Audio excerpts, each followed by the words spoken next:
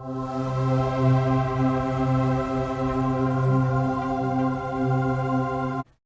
guys, welcome back to the channel Dennis on a Dime. In today's episode, we're going to be talking about 4 ways to master your finances, guys. Now, there's a lot of different things to do, but before we get into the video, let's go ahead and click that subscribe button, turn on notifications so you can stay up to date in all the ways to manage your money. Now, the 4 top ways to manage your money. 1, take inventory of your finances. Now, one of the big things that a lot of people don't do is the accountability of their financing. Where are they spending? Do they have a emergency fund set aside? Are they living paycheck to paycheck? In my opinion, there are really 2 people, guys. Either the one person who gets paid every single week, every single 2 weeks. At the end of the month, they wonder where exactly their money went. Second type of person is the person who gets the paycheck, knows exactly where the dollars are going at the end of the month. They look at how much do I have left and what can I do with what I do have left. Now, on this channel, guys, we do take a very relaxed approach to the financial scenario, I guess, situation, whatever you want to call it. I do take kind of a more relaxed approach. Financial jargon, things that a lot of people don't understand, I don't use, even though I know them and I have been in the financial industry for a considerable amount of time. First one, of course, guys, taking inventory of your finances, making sure you know where your money goes. Now, once you do know where your money goes, we start with our 50-30-20 budgeting plan, which we covered in a couple of videos before. You want to know where all your videos are going. You don't want to be the guy at the end of the month that wonders, wow, I got paid X amount of dollars. Where did all my money go? Because I do not know exactly where it went. Other thing we talked about is finding ways to save. Now, again, you can save on rate, you can save on mortgage rates, you can save on car rates, you can save on insurance. There's a lot of things, even changing one or 2 things in your daily life, whether it's not going out to eat as much, maybe it's skipping a coffee twice a week. You know, when it really becomes a habit and when it becomes part of your life, it makes saving incredibly easy because, again, you will get to the end of the month and you'll still have money left. Now, another good point to this, guys, is to pay yourself first. Now, what do we mean by that is making sure that you do set aside, when you do the 50-30-20 rule, you need to set aside some of that money, which is going to be for the investing, the repayment, things of that nature. If you don't, you're going to see that every single penny that you're earning is going completely to bills, and you will get burnt out pretty quick. This is really a holistic approach to finances, guys. You need to be able to put a little bit of money aside, again, starting to build that emergency fund, starting to pay down a little of the debt. And if you do like doing things, this is where, again, the want category comes in. 30% of the income is designated to wants. So you know what? If you like to go out to eat, if you like to go out and have drinks, if you see movies, if you want to plan trips, all of that is great and all of that is perfectly acceptable.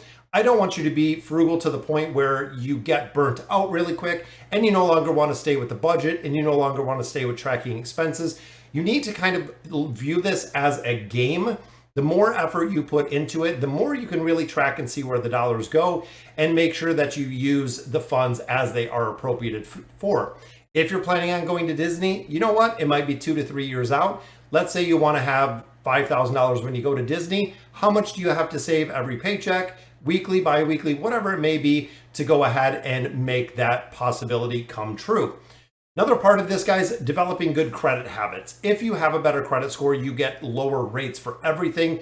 It is really one of the biggest factors, which, again, in the next coming videos, we're going to be talking about credit reports, really breaking it down, the credit score, what makes it, how it's kind of built up, and also investing in your future. Now, the investment piece, there's a couple different parts of the investment piece that I really want to focus on in just a minute. And honestly, it doesn't make sense to me to put a lot of money into investments if you're carrying a lot of debt.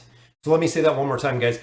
It's not very beneficial, even with compounding interest, things of that nature, to put a lot of money into investments when you're carrying a lot of debt. The amount of debt that you carry is going to make a big difference. Now, the third one of this, guys, is making the most of your savings.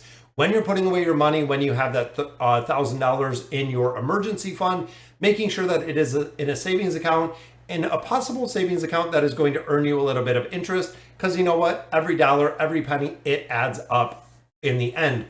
Now, with this, guys, also the investing portion. So general rule of thumb is when you're doing budgeting, guys, is the investment part is if you have a company match. For instance, if you work at a company and they have a 4% match, you should only put in the 4% match. Now, why is this? You may ask.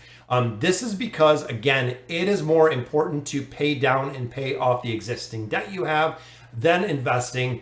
Not financial advice, guys, though. Do your own research.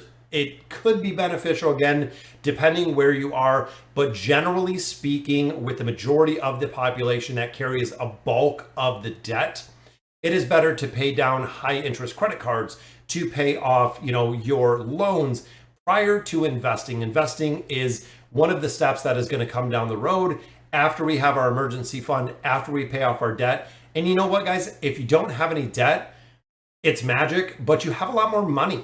It's absolutely crazy to see. If you don't have a car payment, if you don't have credit card debt, if you don't have unsecured loans, if you don't have lines of credit, if you don't have debt, automatically when you look at the budget, you have more money, which again is kind of crazy to see. Next part, of course, making the most of the savings, paying off the debt, and then repeat as you can. You're going to be using either the snowball method or the avalanche method, depending. Again, the snowball method is really basic, where you take your lowest debt, pay it off first, and then you kind of roll it up into a bigger snowball. The avalanche method actually takes the highest interest rate, paying that and targeting that absolutely first. Now, again, this goes back to a psychology factor when it comes to paying off debt. If you start seeing those small debts being eliminated by the snowball method, it really compounds with where can I save more money? Where can I save more money? Because you're starting to actually see the results. But when you look at the beneficial, if it's the exact same 5 debt for debt, you will have and save a lot more money by doing the avalanche method. But again, it is the psychological factor of actually getting through the savings and making sure that you're doing this correctly. And of course, guys, the last one, you have to do this. You absolutely have to you have to go through and make a budget. Don't do it on the computer, guys. Write it down, map it out. Again, the more time and effort that you really put into this is going to make a difference. Let's say over the last 5 years, you've accumulated $10,000 in credit card debt. It doesn't mean in the next 60 days, you're going to be completely out of credit card debt, especially depending, again, on a lot of factors like your income, how much the rate is on that, and how much you have within your budget to repay that debt.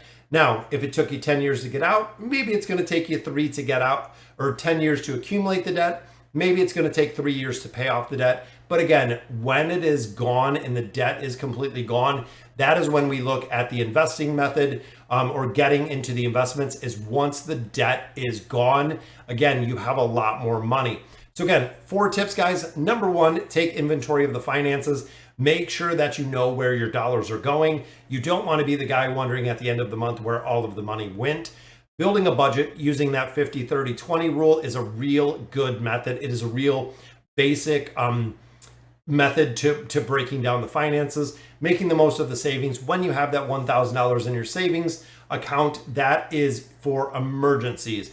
And this is where you do have to be very accountable and very conscientious about where the money is going.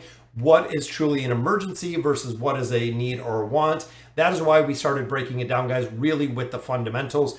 But you want to know where your money is going and exactly planning out for things that you want within life, and also making goals. The next video, we're going to be talking about goals, going over some goal planning, guys, financially, what you want to achieve in the next 1, 3 to 5 years. So when you're watching the next video, definitely think about it and see exactly where you want to go. So you got a little bit of homework, give it a little bit of thought. But again, these are the 4 tips on how to really master your finances with an understanding. If you like the content that I'm providing, guys, go ahead and click that subscription button, turn on notifications, and as always, thank you guys for watching.